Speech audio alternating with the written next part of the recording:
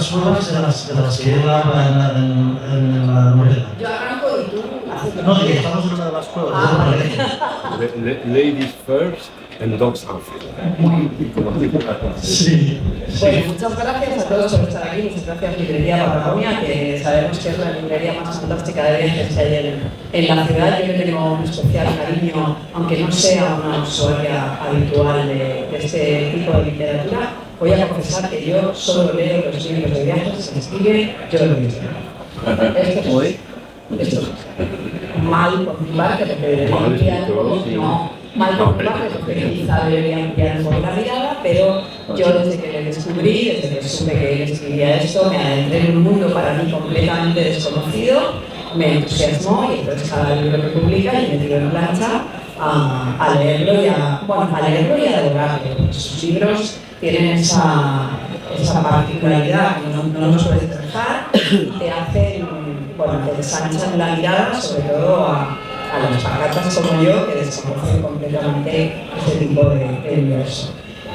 Voy a confesar una cosa, yo y yo somos amigos, entonces yo estoy encantada de estar aquí en Valencia y yo tuve el privilegio de asistir a la génesis de este segundo libro, del primer libro que él escribió, memorialístico, y un poco repasando esto, porque estábamos allí una tarde de verano maravillosa bajo un árbol frondoso de su casa de Foixá, y él me contó que estaba pensando en escribir sus memorias de viajes, sus memorias de vida en definitiva, y cómo era su mirada de niño. Recuerdo una frase que era la que luego se inició el libro anterior, que era de algún día me iré y no me veréis más. A mí me pareció que era una declaración de intenciones maravillosa y por eso arrancó su primer libro, que si no lo habéis leído yo os lo recomiendo muchísimo, que veíamos del impulso nómada. Me encantó aquella historia que él me contaba, que creo que resumía muy bien todo lo que luego fue el libro, ¿no? La nostalgia, la mirada infantil, la alegría, el entusiasmo, una cosa que no le ha abandonado, ¿no? A lo largo de los años. Me parece a mí que está en sus libros siempre, una especie como de inquietud por saber, por querer estar, por querer conocer, por querer aprender, por querer contar lo que él tiene, la vida interior que tiene.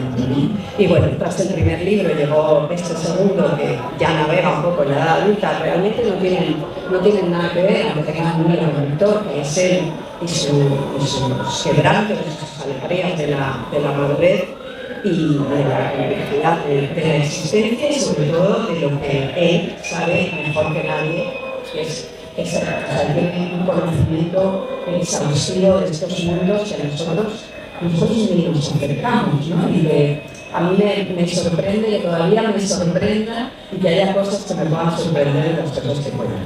Entonces, yo os voy a decir 10 razones muy rapiditas por las que creo que hay que leer este libro, si en plan titulares periodísticos, para eso soy periodista, y es una especie de cargo. Entonces, una de ellas es porque Jordi es un escritor capaz de maravillarse con lo remoto, con lo olvidado, con lo que nadie ve, y traerlo y contárnoslo de tal manera que nosotros no podemos evitar maravillarnos con él. Y eso es un ejercicio que consiguen muy pocos a la hora de escribir una historia de más.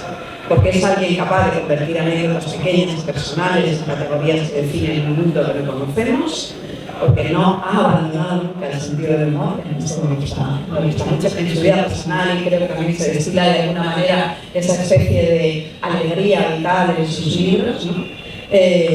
Porque es un libro escrito de una manera serena y sosegada, y eso cada vez lo agradezco más, sobria, sin florituras absurdas, sin imposturas, ¿no? Es un libro que te cuenta lo que hay, te lo cuenta bien, sin impostar, sin irse a otros lados, sin dejarse vencer por cierta soberbia a la hora de decir yo he estado aquí, lo conozco mejor que vosotros. No, nos lo cuenta sabiendo que nosotros quizá no lo sabemos, no sabemos de lugar que nos habla, pero para que lo conozcamos. Es un ejercicio interesantísimo siempre. Y ha conseguido convertir el viaje, el real y el íntimo, en material literario, la verdad, fundiendo además ambos conceptos con una minuciosidad fabulosa, que eso lo veis en cualquiera de sus escritos, los anteriores también. Y luego, porque Jordi se nota en la escritura, vive en un permanente y fructífero viaje interior, y eso se nota muchísimo en sus libros, es muy enriquecedor, es muy grato, porque tiene una mirada limpia, que no todo el mundo tiene, ahora me dirás que no, pero yo creo que sí. La mirada, sí, claro. Y porque su manera de contar los lugares inexplorados... Bueno, muchísimas veces te estoy diciendo. No he acabado de decir. No, pero que más que escribir sobre lugares, escribo sobre personas. Sobre personas, sí, bueno, sí, No. sobre personas, sí, eso es verdad. Lugares que están habitados por personas, sí. Porque Pero no hablo de cascadas o cosas así. No, bueno, porque también es muy extraño. No. Él habla de esos lugares donde habitan personas que están inexplorados, que probablemente no sabíamos ni que estaban allí, las personas en cuestión, que componen un paisaje humano absolutamente arrebatador, que nadie nos ha acercado nunca. Me parece que él tiene esa habilidad, esa facilidad para acercarlo, y yo creo que es un ejercicio interesantísimo porque estamos rodeados de demasiado ruido. Entonces yo se ha fijado en una cosa concreta, pequeña, especial. Ya los podemos escuchar, el ruido. Exacto, y nos da acercado, ¿no? Tú piensas que es como mala mar. Exacto. Sí. Y Estamos bueno, en el Ferrol y hay una tempestad torrencial. yo creo que hace que quieras estar, te despierta un hambre de saber, de conocer, de trepar hasta arriba, de buscar a esa gente, de hablar con ellos. Y bueno, y porque es alguien que sabe relatar la aventura, meterte dentro de los bosques sagrados, descubrir el alma de cada una de las personas con las que él habla, con las que se ha encontrado a lo largo de su vida.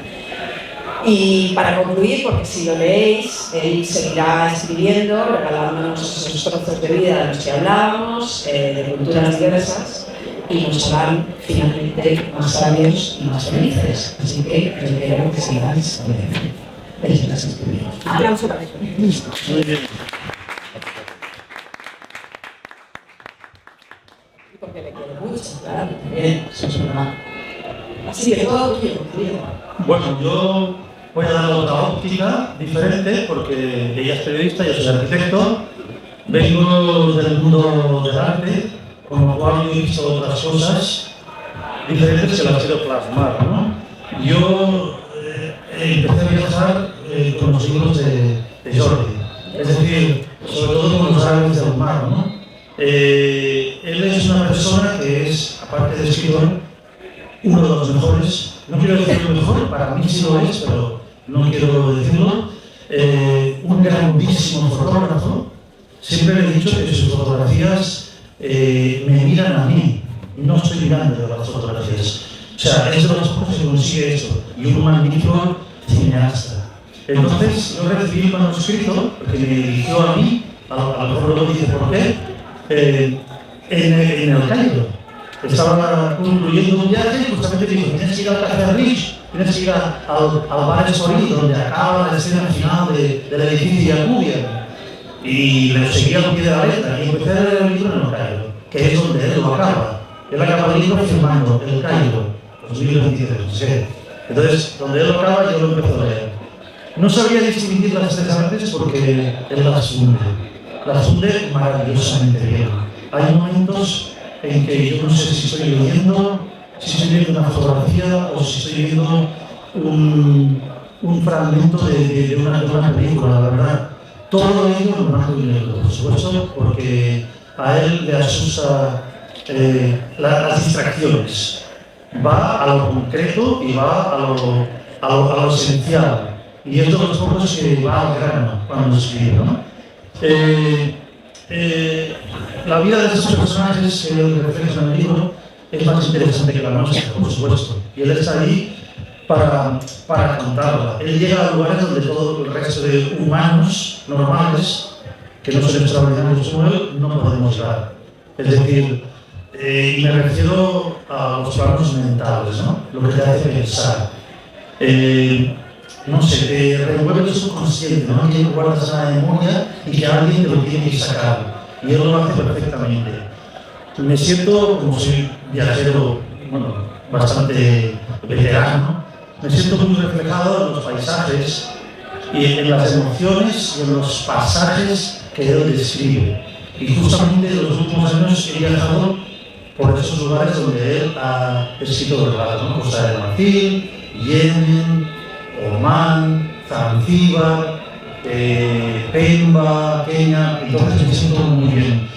Es un libro muy lírico, yo lo veo muy lírico, es una opereta en fragmentos que conforman un todo con diferentes fragmentos de una ópera total y en paisajes tan lejanos, en espacio y en tiempo, que uno casi no sabe si lo va a vivir. Hay algún momento como bonito que no sabe si está fabulando o no, o si es verdad lo que se cuenta o no, de lo bien escrito y lo bien tratado que está. El caos aparente de las escenas lo convierte en una armonía con el otro. Tienes que saber tú cuando escribe, ¿no? No todos pueden llegar a esto, ¿no? Y después, pues bueno, yo me gusta confundir los sueños con la realidad y entonces aquí estoy en un permanente limbo linfático como si fuera una placenta y me protegen las sacerdotisas marfileñas, los dioses animistas, los pescadores del Índico, todos en realidad fabuladores y contadores de historias que recoge Jordi con maestría total.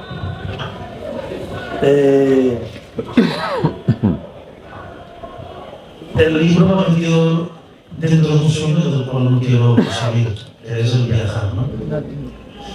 Y entonces, pues bueno, como ha dicho antes, Mariola, pues un día desaparecerá y ya no volverá más y ya no nos contará sus historias mágicas. Será una pena.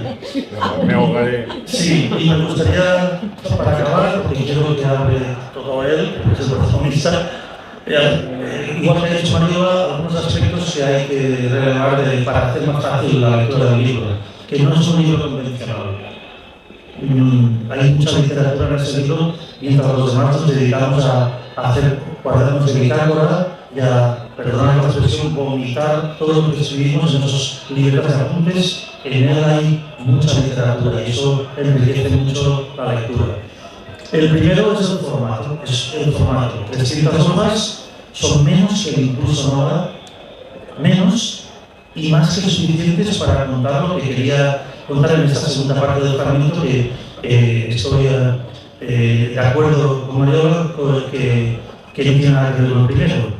O sea, para leer el segundo es necesario leer el primero, pero no son conexos. Son momentos de su vida completamente diferentes, memorialísticos los dos, porque es su vida, y él es el nexo conductor, pero no tiene nada que ver. Este es mucho más viajero. Este es un libro de viajes, muy bien escrito. Es un libro de viajes en el tiempo. Es un libro para los sentidos, para el deleite de los sentidos, ¿no? Mundos que ya nunca más existirán. Si no los contara él, nos los perderíamos. Es como un relator, ¿no?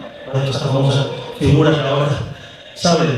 Y aunque su título dice olvidado, en realidad lo que hace ese libro es refrescarnos lo que fuimos y lo que queríamos ser.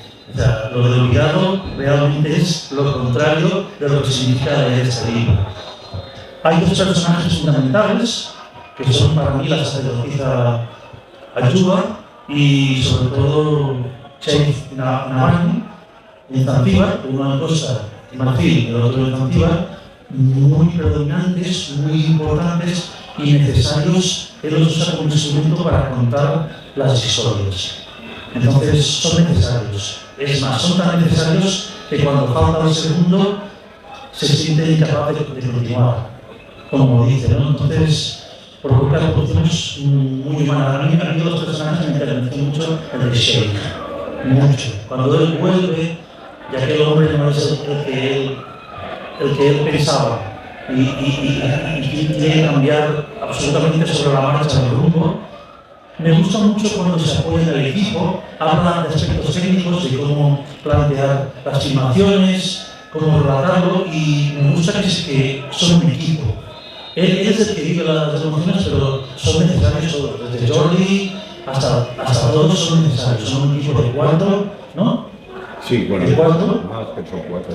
4. Quería puntualizar un momentito de nada que estas películas se pueden ver en film.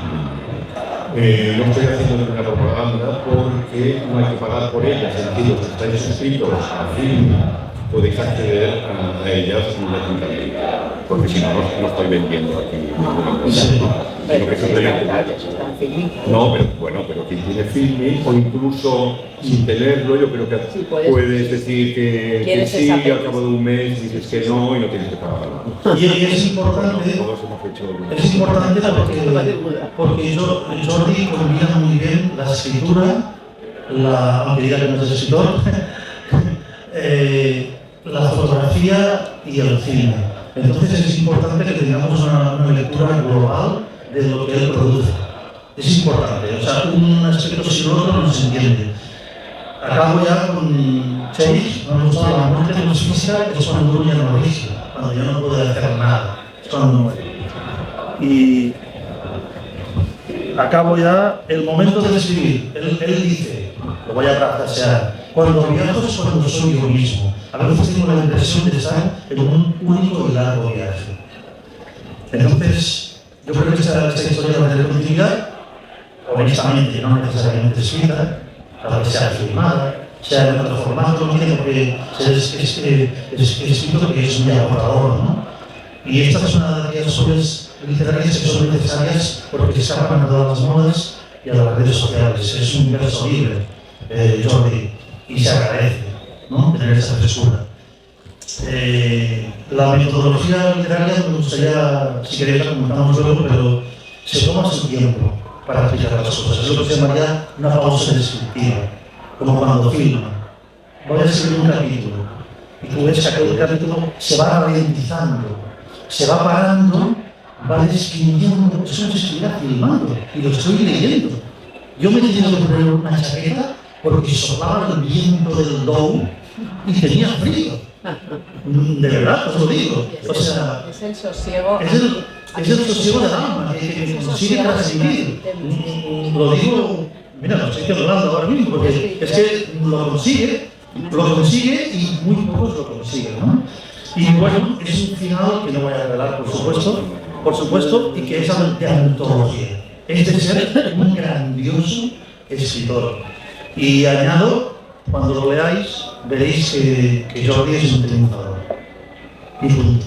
Ha hecho de su vida pues, un honesto y maravilloso viaje, la verdad.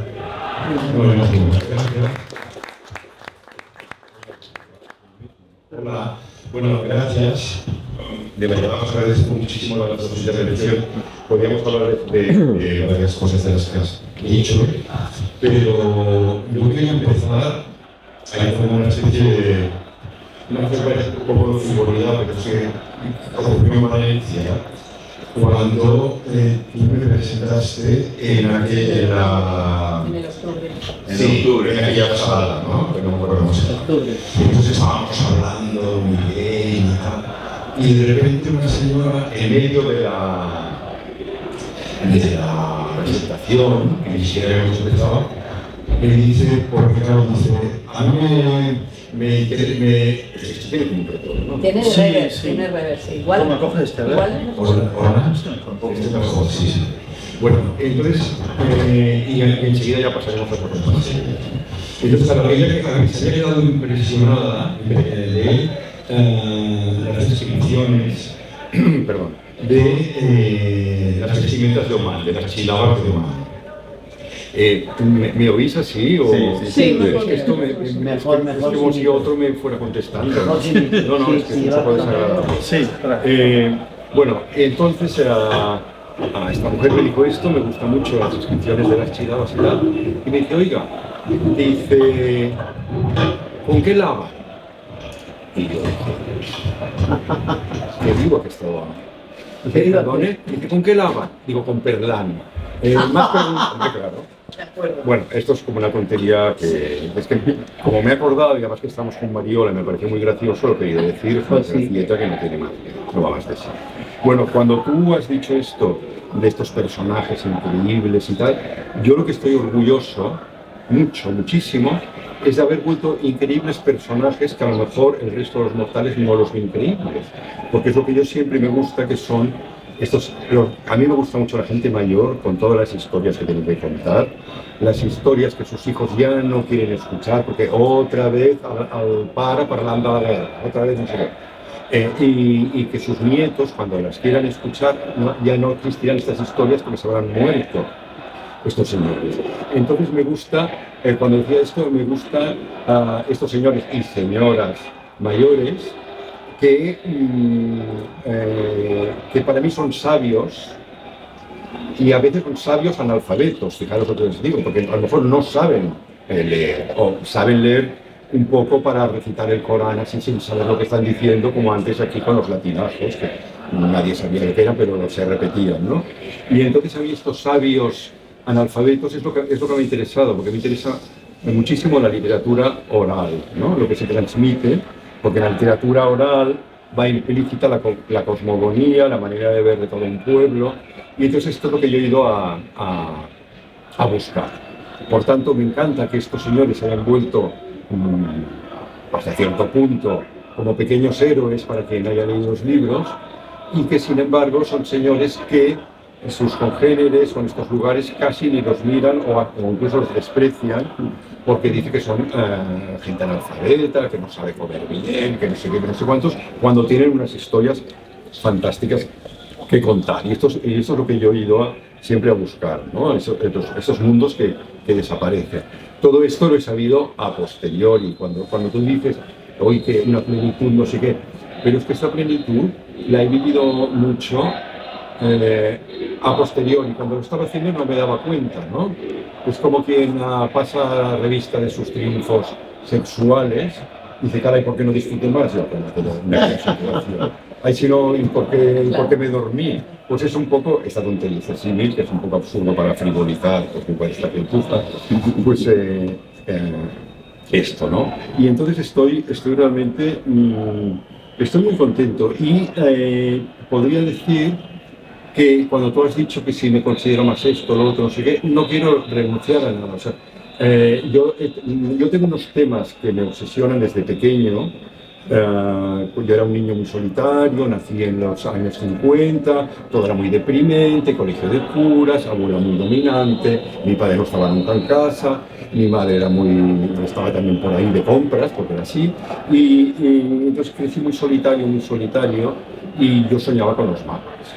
Soñaba con los mapas, con los atlas, con los libros de geografía, con Sinbad, sí, con los gitanos que llegaban al pueblo de veraneo y pasaban en una sábana, el ladrón de Bagdad y cosas así. Y entonces yo decía esto que tú has dicho, un día me iré y no volveré más, ¿no? No me veréis más. Y recuerdo que me escondía en un cuarto que olía fatal, como a cloro, no sé qué, me escondía y pasaba horas ahí, porque quería hacerles sufrir, que se enteraran de que yo había desaparecido y que me buscaran por todas partes y así. Y no. Nadie te buscaba. No, una vez me encontré a mi padre y me dijo, escolta, que ara anem a dinar, Y aquí no me dijeron nada más, o sea, no había sufrido nada de mí. Y bueno, eso es una cosa de decir, eso de querer salir de aquella España tan cutre y tan carpetobetónica y no tan distinta a la que está aquí fuera. Y esto fue un sueño. Y entonces,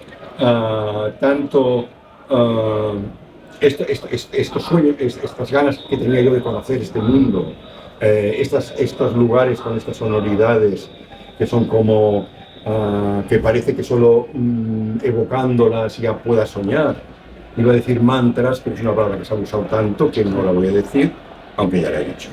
Y cómo pueden ser Zanzíbar, Tombuctú, Socotra, Mascate, Beirut, sí, nombre muy un poco más así, Samarcanda. Solo esas palabras ya me hacían soñar, ¿no? Y entonces yo ya de mayor, primero hacía fotografías, que sigo haciendo de algún modo, aunque yo soy antiguo, soy analógico, soy de rollo, no soy de digital. Y también me gusta mucho escribir y me gusta mucho hacer cine también. Y entonces yo creo que son compatibles porque para según qué temas utilizo un lenguaje y para otras otros. O sea, son tres lenguajes distintos. Es como quien también hace poesía y también escribe y hace no sé qué. Aunque yo creo que la poesía anula un poco las otras cosas, ¿no? No sé, quien es poeta es poeta. Pero mira, me interesa mucho, has dicho, yo me he puesto a escribirlo y he descubierto lo que sentía, pero que la escritura ha fluido y me ha llevado.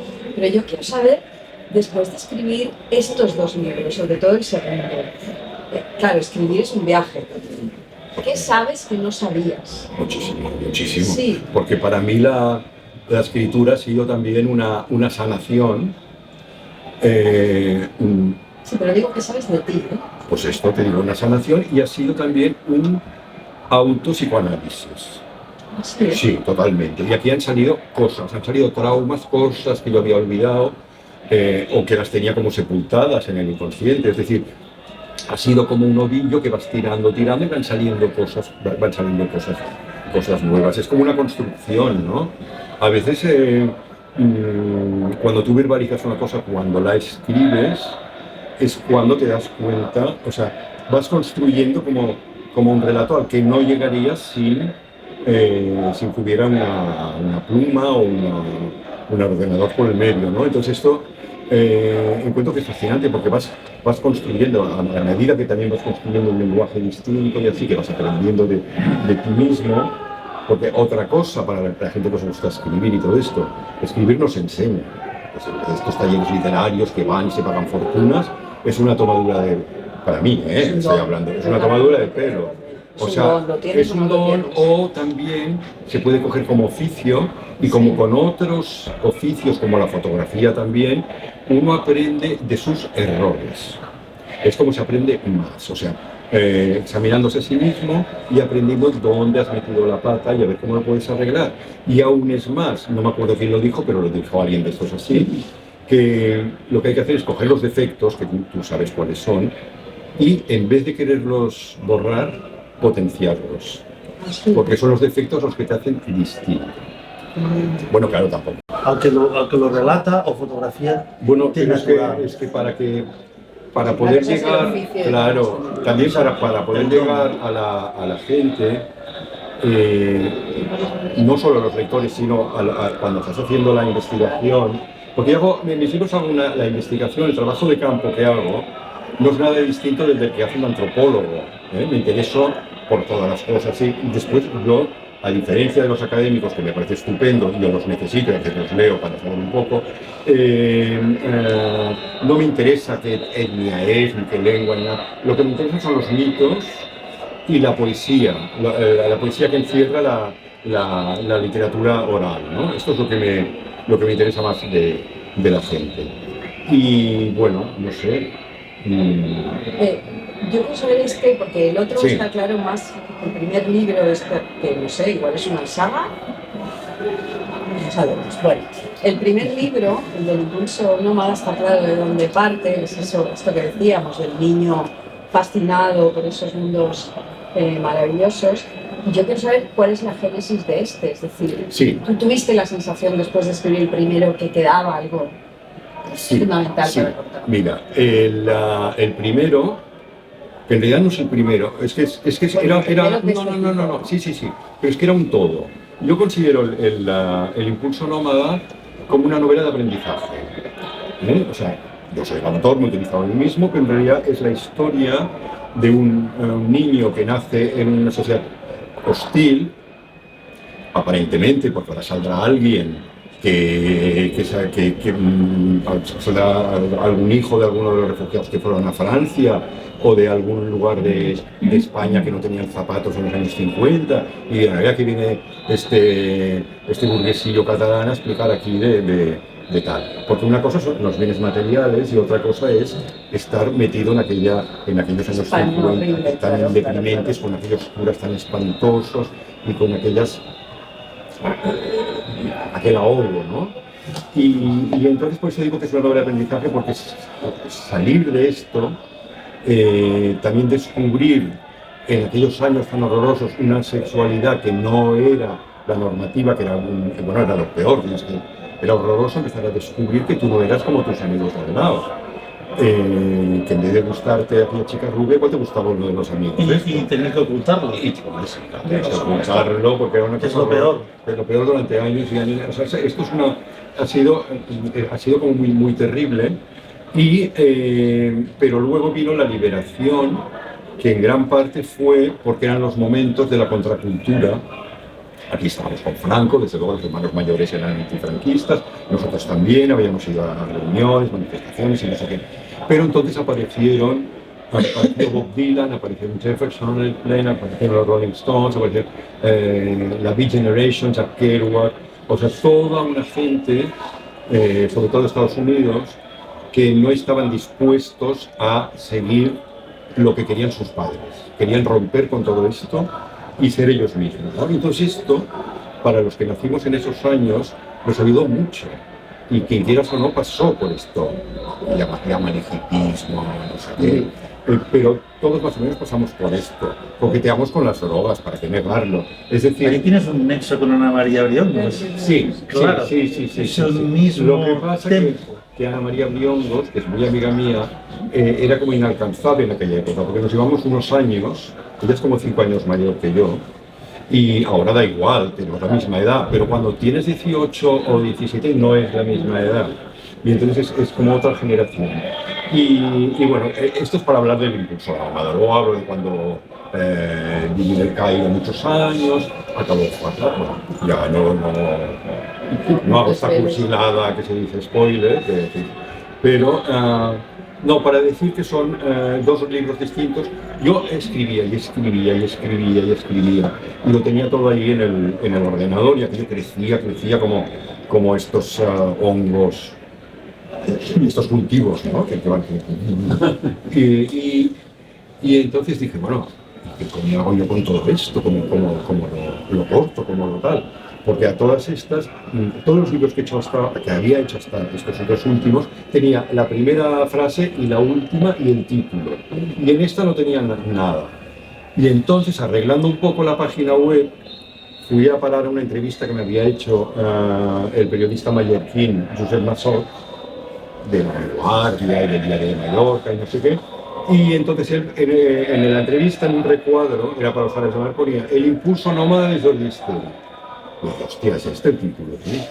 Y entonces me quedé este título. Sí, es un título muy bonito. Además, sí, pero entonces el impulso nómada era, volviendo a estos años 50, un día me iré y no me veréis más, y estas ganas de huir y todo eso, yo tuve ese impulso nómada. Y fue un sistema de vida, o sea, largarme, y lo estaba viviendo ahí como, wow, como si hubiera traspasado. Como aquella película de Woody Allen, del Cal, no sé qué, sale y baja. Yo había hecho al revés, me había metido en la pantalla del cine, ¿no? Entonces estaba ahí, en Egipto, sudando y todo eso. Y de repente pues fui vomitado. Y entonces, claro, este impulso se acabó. No las ganas de volver a esos lugares, pero ya no era una necesidad de irme y no tener pensado en el regreso. Ya cuando me fui, pasado esto, cuando ya volví a viajar, era para salir en busca de estos sueños de juventud, pero para escribirlos, para fotografiarlos o para filmarlos. Pero ya no era esta necesidad vital de irme y no regresar, de fundirme, de desaparecer, ¿no? La desaparición que siempre me ha encantado. ¿Dónde está el desaparecer? Que eso siempre me ha gustado. Y entonces, una vez tuve el título del impulso nómada, este título fue como el pedazo, ¿lo sabes? Estos programas que hacen por televisión, que pasan como unas cosas que vibran mucho así, y hay como, no sé, como unas mandarinas, y la que no cumple, pues se cae. Pues fue un poco eso, ¿no? Es decir, lo que no seguía este impulso tan vitalista, pues se quedó afuera, y cayeron hojas y hojas y hojas, y yo qué sé. Y quedó muchísimo allí en una carpeta del ordenador que se llamaba Ya Veremos. Y entonces, cuando acabé el impulso nómada, puse un poco de orden a lo otro y dije, pues ya está hecho otro libro. Pues Ya Veremos. No es verdad, porque Ya Veremos luego se volvió a rehacer completamente. Y entonces el Ya veremos acabó, en él describo por qué fui a todos esos lugares, a todos los trabajos que he hecho, los libros, las películas, las fotos, cómo he ido, cómo he regresado, porque sobre todos los libros, o prácticamente todos, he hecho una película. Es decir, primero hice una investigación previa, conocí a la gente que fue muy difícil, y me fui metiendo en aquel mundo. Entonces hice una investigación, diríamos, como antropológica, de dinosaurios del mar, que has hecho como una especie de máster sobre los marineros árabes y tal. Y después he ido, no sé cómo te diría, he escrito todas estas cosas y al cabo de un tiempo nunca he perdido relación con los sujetos investigados, diríamos. Esto es importante, Sí. porque luego te ha servido mucho. No, claro, claro. Y al cabo de un tiempo he ido a hacer una película. Por ejemplo, cuando hice la Viaje al País de las Almas, que por cierto está publicado por pretextos aquí de Valencia, es un libro que ahora está totalmente agotado y no lo voy a reeditar, porque alguna parte de los diarios los he utilizado para esta clase aquí. Entonces, claro, no quiero que me digan, oye, que soy yo, no. El libro está descatalogado y aquí aparecen en algunas cosas. Pues cuando fui cuando acabé el libro de fotografías y texto y tal, estalló la guerra en Costa de Marfil y durante 10 años no se pudo ir porque una guerra espantosa, la economía de un país bollante se hundió, bueno, todo horrible. Y de repente me llama, a mí me costó mucho meterme en el mundo del animismo, que me acompañó Jordi en estos lugares, y me costó mucho meterme. Y entonces, un día me llama, estava yo desayunando en un sitio que se llama Can Bosch, un sitio molt català, con uns pagesos comiendo peus de porc y yo qué sé, y tal, con vino y unas cosas a las 8 de la mañana. Y entonces va y me llama esta amiga mía, ¿no? Bueno, esta hija, mi esposa Patricia, y me dice, ¿llueve? Y yo digo, pues mira, sí, qué raro, llovía. Porque, claro, imagínate, ya hacía 10 años que no hablaba con ella y me llama, si habían tambores y tal, para preguntar si llovía. Y digo, más loca de lo que yo pensaba. Me canté, no dije nada, sí, pero. Entonces me coge el teléfono Leo, que es un amigo que sale en las películas y tal, y me dice, oye, ayer, durante una ceremonia de trance, se manifestó el rey de los cazadores y dijo, ¿dónde está aquel blanco? Que venga, que esta vez le enseñaré cosas que no se les quise enseñar en la primera vez.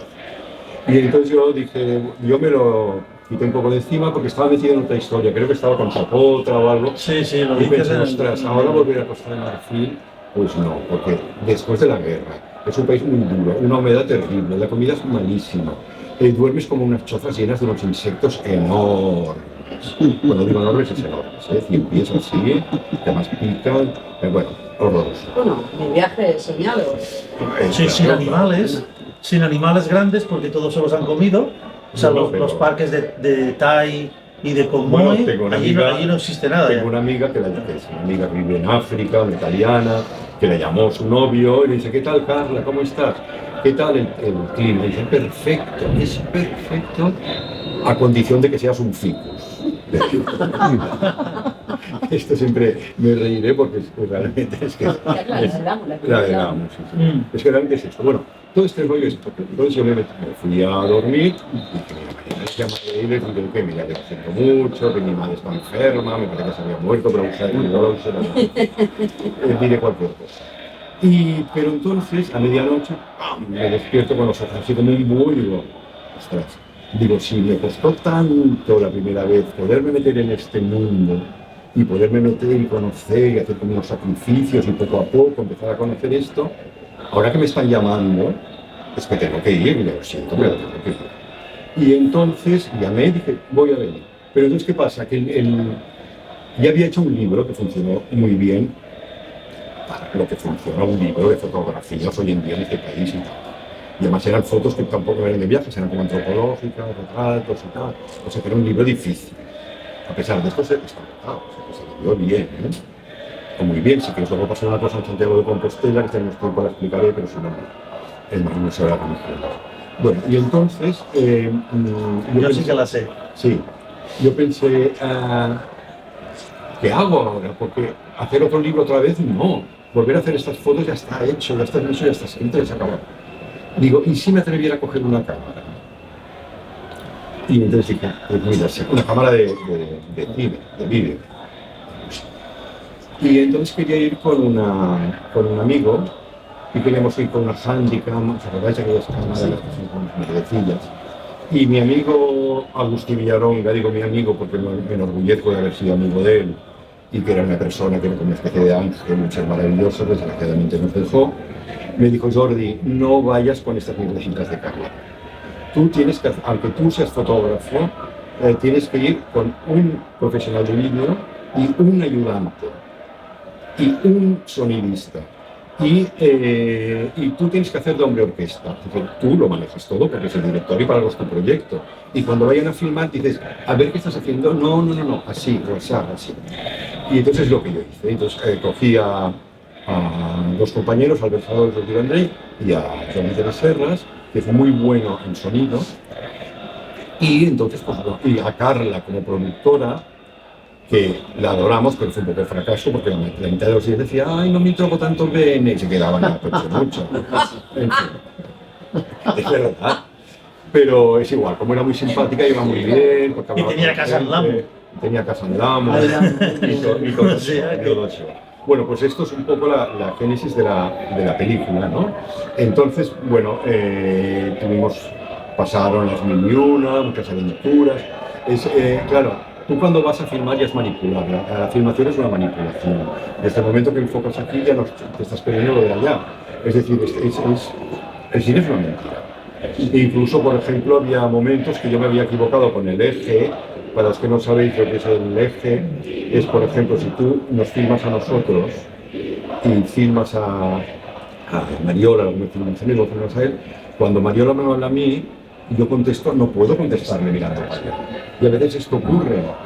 Entonces, ¿qué tenía que hacer? Pues mira, importar como dos señoras que tocaban el tambor de otro lado, igual de, si estamos aquí en Valencia, igual de Cuenca, y ponerlas aquí y a veces girarlas para que pudieran haber un diálogo. Es decir, que es manipulación, es decir, ya todos sabéis. Pero sin embargo, a pesar de que yo sabía lo que iba a ocurrir, porque a todas estas también nosotros podíamos filmar, porque conocíamos de sobras a toda la gente que salía, éramos sus aliados, porque estas ceremonias están en desprestigio. Y entonces ellos decían que vinieran unos blancos del Quinto Coño, con perdón, a filmarnos, pues les daba como un plus a los vecinos o a la gente de la capital que decían que ellas eran brujas. Eso que nos daba como... Y gracias a esto nos pudimos meter por todas partes. Lo que pregunta la gente, ¿pero cómo sabéis? ¿Pero cómo habéis filmado esto? Si estáis filmando como debajo de las faldas de la señora esta casi también. Y bueno, porque yo me empujaba y nos íbamos metiendo. Y no nos decían nada porque éramos aliados, ¿no? Y gracias a esto pudimos hacer la película Retorno al País de las Almas, que funcionó muy bien. Bueno, lo de Santiago de Compostela. Presenté una colección de fotografías, me la pidieron en el Museo de las Religiones de Santiago de Compostela. Entonces es un museo que hay como unas tallas románicas, bonitas, bien, pero que tampoco no es el British Museum, no sé cómo decirte.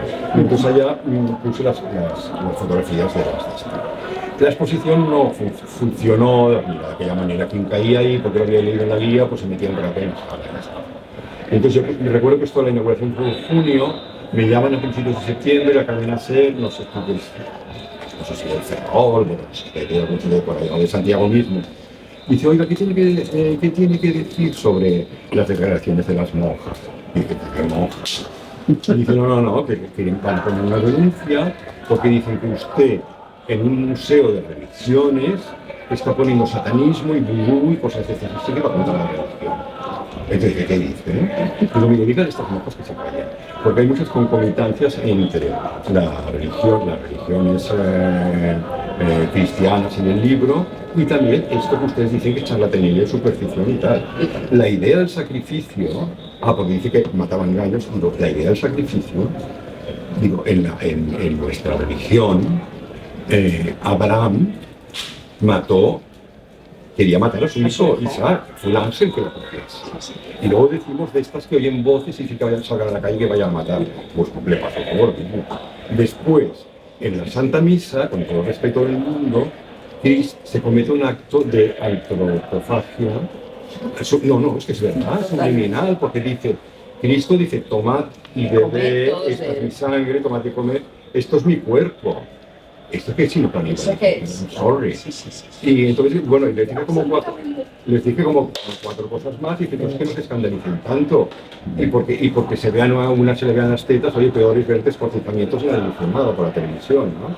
Y entonces, bueno, total, esto provocó que aquella exposición, que no había ido casi nadie, de repente se empezó a llenar. Y gracias a las monjas estas. Yo pensé, mira, me voy a inventar unas monjas y que, bueno, ¿no? Cada vez que saco un libro o algo, que denuncien algo. Bueno, es un clásico eso, ¿no? Bueno, he explicado esto de los libros, de cómo se iba haciendo todo. Luego, cuando hicimos Los Árabes del Mar, quise yo hacer una película sobre Los Árabes del Mar, que es casi imposible de hacer, porque tendría que haber hecho un serial, porque un libro muy rico en muchas cosas y tal. Entonces lo quise concentrar en la última parte, que es sobre el Señor Hani, que me fascinó. Es un hombre fascinante. Me fascinó el personaje. Es que yo cuando lo conocí ya me quedé de piedra, porque le digo, oiga, chef, ¿qué es este anillo que lleva aquí? Un anillo que destellaba. Dice, no, es que él hablaba así. Me encantaba porque era ¿De dónde es este? De Mombasa. Ah, Era tenía un poco de Fu Manchú, porque un poco de sangre china, y luego como hablaba era encantador de serpientes. Y entonces me dijo, ¿y este anillo? Dice, no, es que pasaba por los callejones de la vieja Mombasa y de repente había una piedra que me estaba llamando. Entonces hacía así como las culebras con el pajarillo, ¿sabes? Y yo dije, este hombre, yo me lo digo, me encanta el viejo este. Y entonces, bueno, pues me hice amigo de él, era un poeta buenísimo, sabía muchísimas historias y bueno, casi la mitad del libro de Los Árabes del Mar, pues hablo de él. Y entonces ya con el tiempo, cuando ya me vi seguro, porque hice la película otra y tal, volvimos todo el equipo y yo le llamaba y él decía, Sheikh, ¿cómo está usted de salud? Inshallah estoy bien, inshallah tiene todos los sabes, es que hay que decir si Dios quiere. Pero si tú sabes árabe o conoces estas unidades, también quiere decir que no. O sea, que tú te preguntan, ¿vendrás mañana a comer? Si Dios quiere. Es decir, yo no pienso venir, pero si Dios me obliga, pues vengo. Pues es un poco esto, ¿no? Y entonces me lo decía porque no se encontraba bien, pero no me lo sabía expresar. Bueno, total, que yo no sabía qué edad tenía, nunca se lo pregunté, y pensaba que era mucho más joven de lo que era realmente. Y entonces ahora cuando nos presentamos allá, recuerdo que era Ramadán, de repente quedamos para el desayuno con el que se rompe el Ramadán después de la oración de la tarde, entra en la terraza donde estábamos y se desploma. Había unos cooperantes italianos que empezaron, he muerto. Bueno, no estaba muerto, pero estaba fatal, había tenido una bajada de azúcar, no sé. Total, que aquel hombre ya era una sombra de sí mismo y no se pudo hacer la película, no se pudo hacer. Porque ese hombre con aquellas manos de los cosas así y tal, se había quedado como en blanco, ¿no? O sea, no sé cómo catalogar lo que tenía, pero era un señor que era mayor, mucho mayor. Y entonces no pudimos hacer la película. Y cuando nos despedimos le dije, bueno, ya volveremos después del Ramadán, porque era muy perfeccionista, porque él como buen musulmán, si estás enfermo, viejo, no estás obligado a hacer el Ramadán. Pero como era más papista que el Papa, lo seguía al pie de la letra, y como que el hombre era diabético encima, estaba tantas horas sin comer nada, bueno, un desastre. Total, que no se pudo hacer la película, y cuando nos despedimos yo le dije, sí, volveré después del Ramadán. No volví nunca, yo creo que los dos sabíamos que no nos volveríamos a ver. Entonces Albert, nuestro cámara, dijo, oye Jordi, si quieres hacemos cosas por aquí, las callejuelas. Dije, no, es que yo no he venido a hacer un documental geográfico, yo he venido a contar la historia de mi amigo que me explique sus historias. Entonces no. Y entonces nos fuimos a una especie de reserva que no había nadie. Y entonces allí me sirvió para tomar apuntes y cosas para trozos del libro de este libro, ¿no? Y bueno, siempre todo se acaba aprovechando, es decir, que aquella carpeta, ya veremos, acaban saliendo cosas. Y otra cosa, en la carpeta ya veremos, también el libro era mucho más extenso, pero hay toda una parte sobre Colombia que no sale. Entre otras cosas porque se escapa bastante de todos los otros relatos, es decir, todo lo que sale en Viaje a un Mundo Olvidado, hablo de proyectos, de películas, de libros, de fotos, de no sé qué, de temas que son los que yo he investigado y ya está hecho. Y entonces había a raíz del retorno al País de las Almas, me contactaron los de la Fundación García Márquez, Fundación Gabo, para que fuera a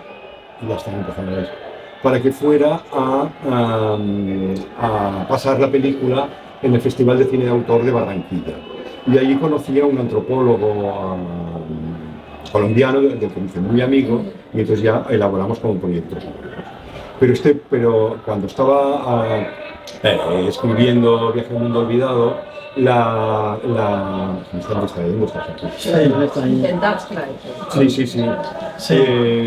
Cuando estaba a ver, ¿dónde estaba? Haciendo el Viaje al Mundo Olvidado. Exacto. Cuando estaba escribiendo esto, entonces, los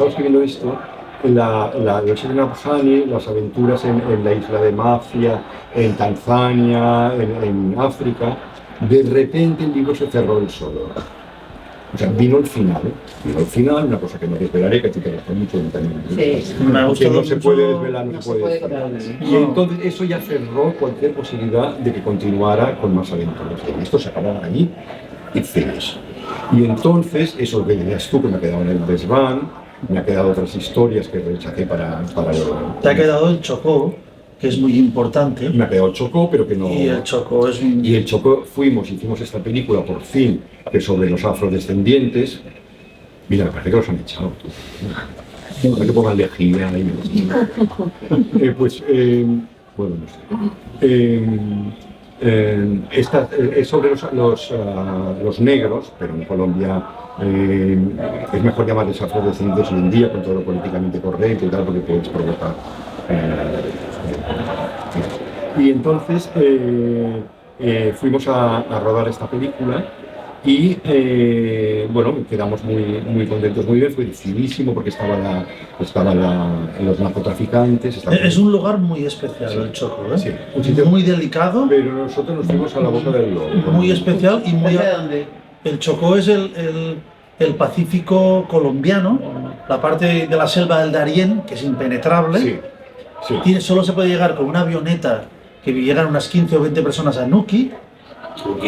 Anuquí. Sí. Y allí es donde hay una ría donde vienen las ballenas a parir. Se llama el paritorio del mundo, ¿no? Allí tú estás sentado en una plataforma y de repente toda el agua se convierte en rojo, toda roja, ¿no? Está pariendo el ballenato, que hasta que no tiene la piel suficientemente se la pone a los lomos la ballena grande y lo sala y lo saca a mar abierta es cuando saltan. Es un lugar de los últimos grandes lugares mágicos del mundo que queda. Sí, el Chocó también es dificilísimo. Ojalá no se pueda ir nunca. La zona que estábamos nosotros había la guerrilla, había los paramilitares, los narcos y el ejército, cada uno campando por sus anchas. Esto ya lo escribiré por esto. Llega un barco cada 15 días a un lugar, con provisiones a un lugar que se llama Buenaventura. Sí, pero esto es abajo. Más abajo. Esto que acabas de decir me interesa. Es decir, hay... queda material dentro de ti para escribir más relatos. Sí. Y entonces... Porque el impulso nómada continúa. Antes has dicho no continúa. El impulso nómada como filosofía de vida. Yo ahora ya soy mayor, estoy en el otoño de mi vida, como en Sinatra, como decir el invierno, pero el otoño queda mejor. Y entonces he perdido estas ganas de ir de aquí para allá, de aeropuertos, de controles. ¿Tienen que ver con la edad o tienen que ver con cierto desencanto? podía ser un poco todo, ¿no? Claro, pues, También tenía que ver que estoy muy bien con mi pareja, estoy muy bien con una perra divina que tenemos, con unos gatos estupendos, cuidando mis plantas, me he vuelto como una inglesa de aquellas raras llenas de gatos. Y entonces estoy muy bien, ya, todo eso ya, Por eso no, claro, pero ya lo he vivido todo te lo eso. pregunto porque no sé Sí. si el impulso nómada, como lo tenemos, como Sí. lo estás contando, no sé, yo tengo la sensación de que tú no lo has perdido. Igual te lo has ocultado, te lo Bueno, igual ahora vuelvo a viajar sin salir de la habitación, Claro, esto es muy interesante. ¿sabes? Sí que a lo mejor lo Pasa una perdido cosa ahora. Mariola. Esta película que estamos muy contentos porque quedó es la que ha quedado, no sé si es la que me gusta más, pero es la que tiene más factura, digamos, profesional, está mejor montada y es la que tenemos menos horas grabadas. Entonces esta película nos invitó el Festival Gabo de García Márquez en Medellín para ir a pasarla ahí a Tutiplén y no sé qué. ¿Y qué pasó? Que vino la pandemia. Y entonces acabó en un Zoom con 18 tipejas y tipos ahí metidos ahí y tal, diciendo n'importe quoi, ¿vale? Y sí, es una pena. Y entonces esta película, pobre, queda un poco desgraciada, aún no está en una plataforma. Y yo creo que al final, mira, yo tampoco soy una persona pesetera para nada, y para las mierdecitas que te pagan, creo que las pondré libres en YouTube un día de estos y fuera. Y ya vendrá para el sac, como se dice así en YouTube. Yo, Mariola, te quería rebatir una cosa. Yo creo que sí que lo ha perdido el impulso nómada porque él cuenta mundos que van desapareciendo. Y yo creo que se ha conformado con que sean únicos, ya lo ha vivido y estos mundos ya no van a volver más. Ya no van a volver más, y al menos en su vida. No, porque para mí los mundos que desaparecen no tienen por qué ser mundos físicos. Yo, por ejemplo, he estado increíble disfrutando con mis cosas y tal en un lugar como Zanzíbar lleno de turistas. Y yo estaba hablando con viejos que me contaban sus experiencias y por la calle pasaban unas manadas de autocares y turistas así, y nosotros como si no existieran, pues yo estaba en lo nuestro, que era que me contara su vida, que es lo que me interesa.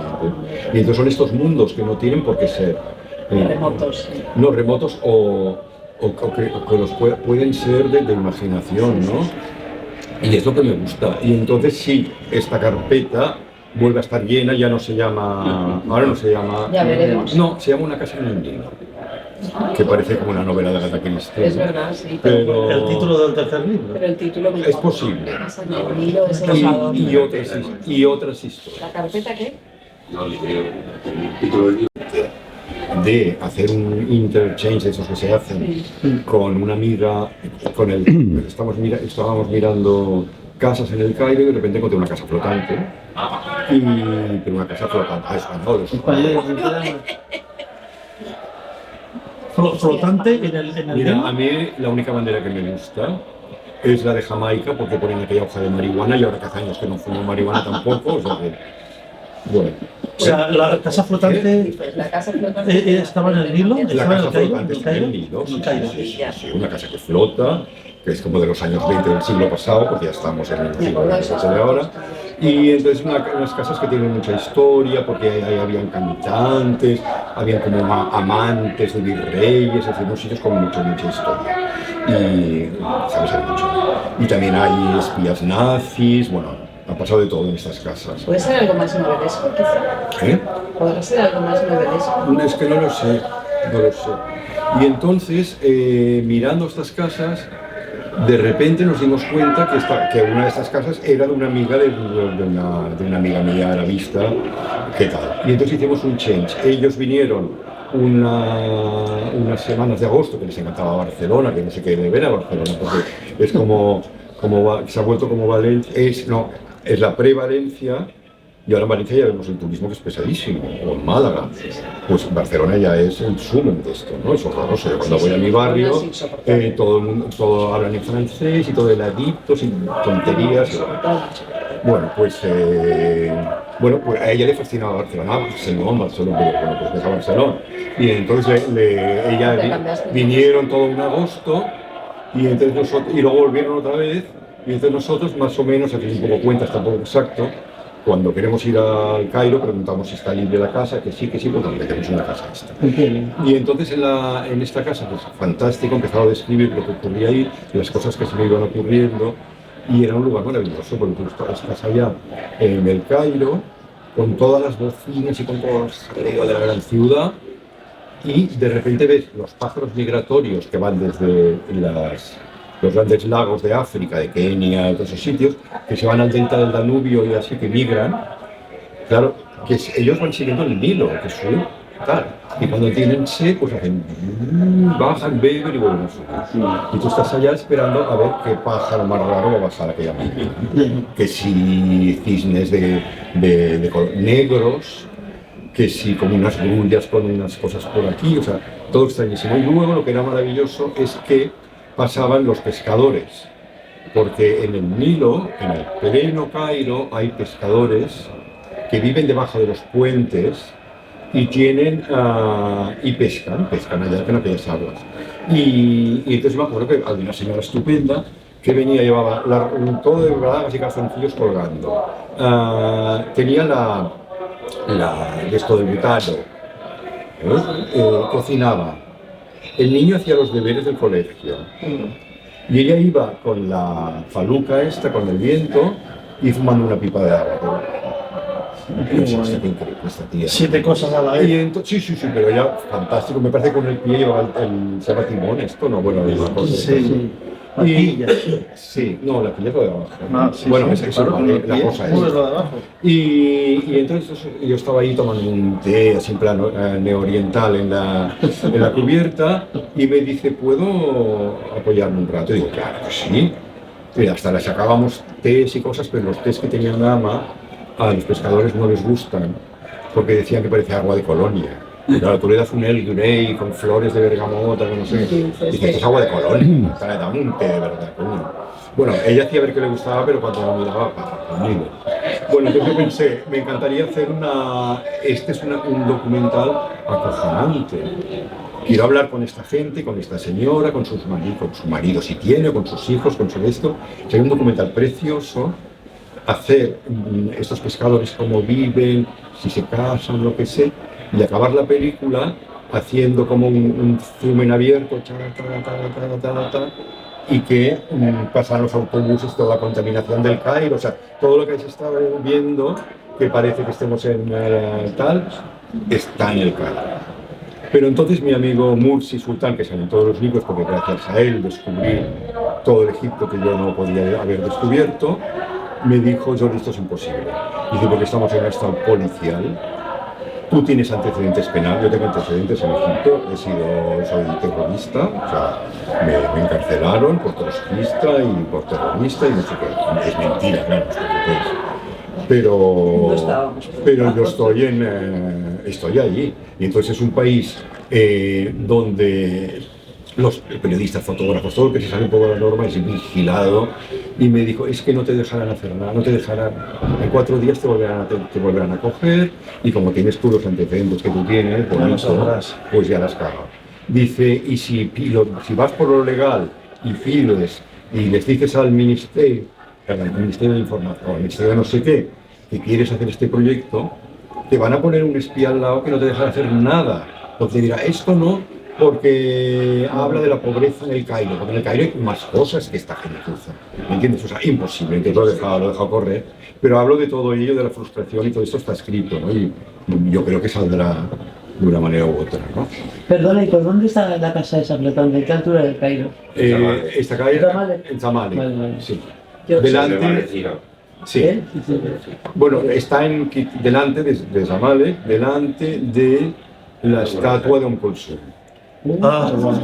Con Kulthum es... Yo para mí también, Yo no sé si alguien quiere... Sí. Sí, porque estoy hablando que yo, como que no veas. No sé si alguien tiene alguna duda, alguna reflexión. Yo quisiera decir una cosa.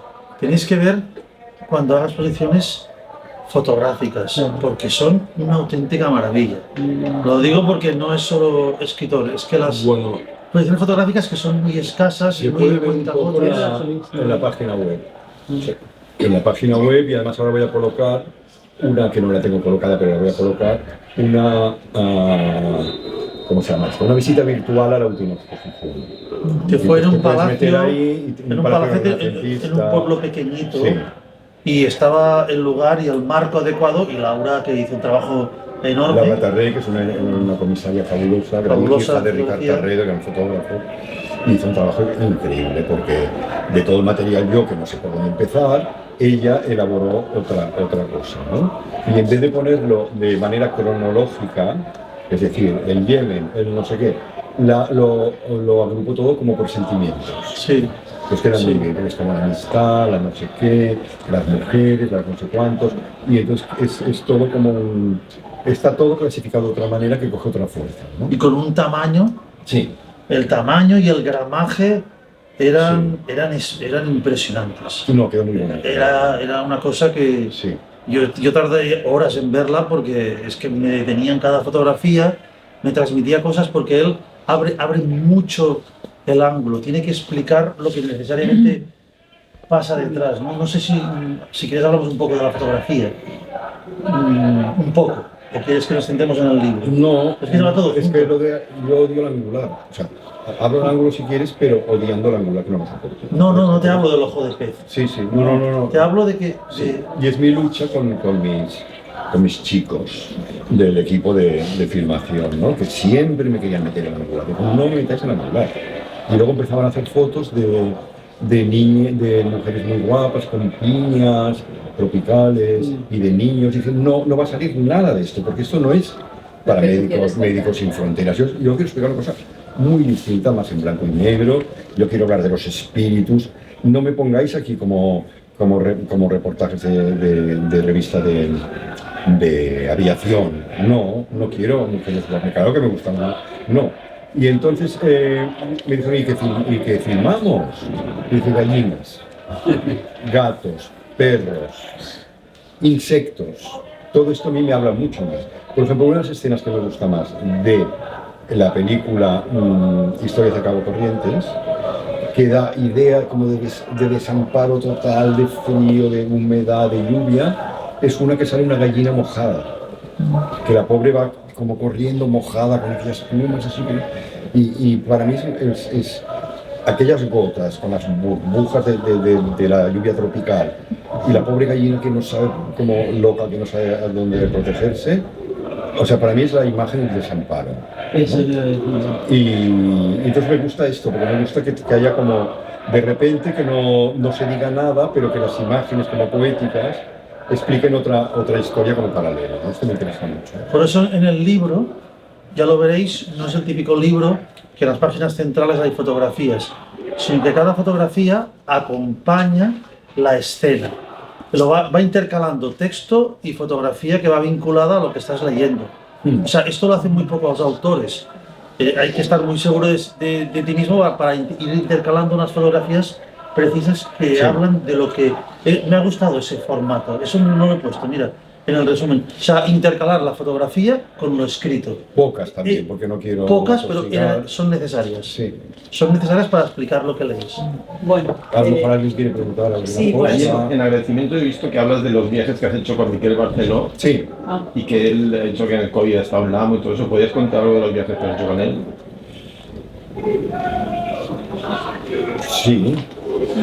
Sí, lo que pasa es que no quiero decir que soy amigo de Miquel Barceló, soy amigo de Miguel Bosé, que no lo soy para nada ni gana. Y tampoco... Bueno, como decir, de famosillos y todo esto. No, yo a Miquel Barceló lo conozco desde que él se llamaba Miquel Barceló, que era un noi de Falanich, y que estaba con una Margalida, que era una chica que hacía cerámica y tenía 18 años, y los conozco desde entonces. Es decir, que... Desde antes de que fuera Miquel Barceló. Antes de que fuera famoso, y pues claro, a mí tampoco no me viene siendo yo con Miquel Barceló, que también, porque claro, cuando uno es tan famoso y tan bueno y ha llegado a este estatus, también es natural que juegue en otra liga. Esto no para que desengañarlo. Pero sí hemos viajado con Jordi, con él, hemos viajado a Sudán, a las pirámides de Meroe, todo eso. Hemos viajado a China, que fue un viaje horroroso porque fuimos en las zonas muy deprimentes como es el Xinjiang chino, que es el antiguo Turquestán, que hay un apartheid y los chinos ahí se están pasando. Kashgar, Urumqi. Sí, que se habla muy poco de eso, que es tipo como las cerdadas que han hecho en el Tíbet, o lo que están haciendo el gobierno de derechas de Israel, que tampoco quiero con los palestinos, etcétera, ¿no? Y luego un viaje que, claro, que yo digo encantados. Nos invitó a una falúa, no una falúa, una dajabía. Una dajabía son estas barcazas que recorren el Nilo, así tipo un poco Agatha Christie, y que vas allá, bueno, wow, con picos de agua, no sé qué. Y entonces los llamó, hola, que puedan venir. Me acuerdo de ese viaje, sí, que lo Os invito. ¿Eh? Yo creo que sí los invitaba. Claro, Sí. joder, se había que pagar. Os invito. Y yo, muy bien. Y Jordi me dijo, oye, pero llama a la secretaria a ver si nos invita de verdad. ¿De verdad? O luego hay que aboquinar. Y yo, ay, dice que nos invita, coño. Claro. Y no, Bueno, ya, pero llama, yo y entiendo llamé eso. y la secretaria me dijo que sí, que se invita. Dice, el billete de avión no se lo pagué, bueno, da igual. Hombre, no, joder, claro. Pero claro, era una cosa que fue acojonante. Y a mí lo que me gustó de él entonces es que el tipo del que llevaba la barcaza le dijo, a ver, mañana iremos a este templo. Pasado lo dice, no, yo no quiero ver templos. Dice yo, ¿qué quiere ver usted? Nada. O sea, quiero ver para arriba, para abajo. Cuando encontremos un sitio que nos podemos bañar, nos bañaremos. Y yo voy dibujando paisajes y tal. Y es lo que hicimos, que fue un viaje un poco peculiar. Y la relación con Miquel es esta, lo hemos estado en su casa 40 veces, hemos dormido en la misma cama que Catherine Deneuve, que nos lo recalcó 50 veces. Y... Porque tiene una casa en la que está Catherine Deneuve. Sí, Pero, porque él es muy famoso y ha tenido invitados importantísimos. Ah, que ella fue a su casa, Sí, no es sí, que fuera sí. una casa de ella. No. Entonces dijo, heu dormit Al mateix llit? al mateix llit de sa Caterina. Diu, quina Caterina? Pensando que era una cosina de Deneuve. Y digo, vale. Que amistad tan extraña, ¿no? Miquel Barceló y Catherine Deneuve. No, pues claro, No, porque es Francia y como son famosos, pues coinciden en muchos cócteles y tal. Y bueno, és aquesta amistat. Som amics, però és muy difícil ser amigo de una persona Ya que está en tan otra liga, famosa o haga en otra y liga. que está como en otra liga. Porque de repente estás con él pescando calamares y le llaman la compra, vende, que se acaba de comprar un bodegón de Ribera o cosas así. Es difícil, es difícil. En pocas feinas pots comprar una maladeta y él, claro, se compra una, yo qué sé. Sí. Bueno, Sorolla también puede comprarse lo que quiera si están en venta, porque, claro. Bueno, en fin, pues esto. Y otra cosa, sí, te he oído hablar de escribir de los sufíes de Jartum y Sí. de Cayo. ¿Has Sí. encontrado un personaje realmente auténtico dentro De este mundo. de este mundo? Pues- Realmente auténtico, ¿verdad? Pues te digo una cosa, yo no he investigado el sufismo, no lo he investigado para nada. El contacto que he tenido es con gente muy tradicional, que vive el sufismo de una manera muy tradicional, que no son intelectuales, no te saben recitar poemas de Hafiz ni nada de esto, sino es gente como de pueblo que sigue estos. Entonces esto he tenido amigos. Lo que pasa que, por ejemplo, Amanual, que sale en el primer libro, que tocaba el musmar, y entonces él que decía que él convocaba a los espíritus tocando los espíritus del desierto, porque los musulmanes creen en los espíritus, están en el Corán. El Salomón, el profeta Salomón, que el rey, para nosotros el rey no es profeta, comprendía el lenguaje de los ¡viva una grande libre! Comprendía el lenguaje de los de las hormigas, de tal y cual. Entonces yo he tenido contactos con esta gente, con la religiosidad popular. ¿Pero esto en Ondurman? No. En Khartoum, te he dicho, ¿no? Sí, En Khartoum, sí. en el lado Porque izquierdo. En Khartoum están los famosos derviches de Ondurman, que yo tuve la oportunidad de verlos en los años 70, finales de los años 70, y ahora los vimos en el 2000 no sé qué, con Miquel, y seguía siendo muy bonito, pero había perdido toda la magia entonces, Ya. para decir la verdad. Y bueno, entonces sí, he tenido un contacto, también en las terrazas del Cairo, que hay una cosa que se llama Zar, que son unas ceremonias que las hacen las mujeres. Entonces estas ceremonias entran en trance, tienen como una catarsis y se sacan los demonios de encima. Entonces está muy bien porque es como una venganza del mundo patriarcal. Y las mujeres, hay una que se hace llamar Sheikha, pues como en la tema, ¿no? Una Sheikha, mujer, se hace llamar Sheikha, y entonces allá entran en trance, repiten unos mantras y todo esto, y hasta que ya bien entrada la madrugada, ya todo se deshace, pero quedan calmadas para que su marido las vuelva a putear 15 días más hasta que vuelvan a hacer las ceremonias otra vez. Y entonces esto es lo que yo he tenido contacto pero con la religiosidad popular. No me he metido con así, entre otras cosas, porque yo soy bastante descreído. Entonces yo no creo en religiones. Me gusta la poesía que puede encerrar. En casi todos los libros sagrados encierran también la identidad y la cultura. Claro, por ejemplo, si la Biblia, a mí una cosa que me quejo, que no sé, que los niños, si no les enseñas tú la Biblia, los mitos de la Biblia, cuando vayan a un museo no sabrán quién es nadie.